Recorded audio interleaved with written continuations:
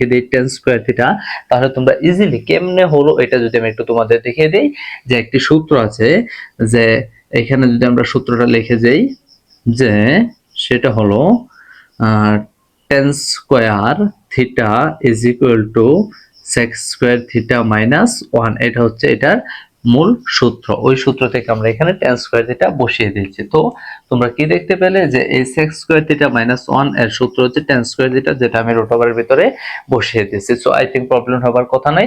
আর তোমাদের এই ত্রিকোণমিতি দিতে হলে সবচেয়ে ইম্পর্টেন্ট গুরুত্বপূর্ণ বিষয় হলো সূত্র।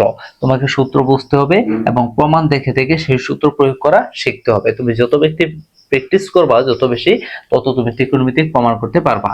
আর ত্রিকোণমিতি মূলত যে বুঝে সে প্রমাণ থেকেই, অর্থাৎ যা দেওয়া আছে তা থেকে প্রমাণ করা যায়। চলো তাহলে দেখা যাক। এখন যদি আমরা এই কোসেক থিটা রেখে দেই, যে কোসেক থিটা, আর তাহলে আমরা এই রুট স্কয়ার যেহেতু কাটাকাটি যাবে, তাহলে হবে ইনটু tan থিটা। ওকে, আমরা আমাদের কাঙ্ক্ষিত মানের দিকে চলে যাই। তাহলে এখন যেহেতু আমাদেরকে প্রমাণ করতে হবে এ মানে হচ্ছে কি sec থিটা, এ মানে হচ্ছে sec থিটা, তাহলে এখানে এইগুলোকে আমাকে ভেঙে sec থিটায় পরিণত করতে হবে। যদি আমি যাই তাহলে আমি লিখবো cosec থিটা, আমি ঠিক রাখবো, কারণ আমি জানি tan থিটার আরো একটি সূত্র রয়েছে, tan থিটার আরো একটি সূত্র রয়েছে যাকে আমি মাস্টার লস বলে থাকি। যেমন tan থিটার এই সূত্রটি অনেক আসে, tan theta equal to sin theta by হচ্ছে cos theta. Very very important, very very important.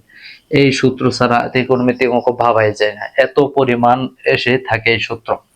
দেন এখন যদি আমরা tan থিটার সূত্র ফলাই, সূত্রটা হচ্ছে কি আমাদের, যেমন sin theta by cos theta. এই যে দেখো আমাদের প্রমাণের দিকে যাইতেছে, কারণ আমাদেরকে বলা হয়েছে sec থিটা প্রমাণ করছে, আর cos থেকে কিন্তু sec আসে।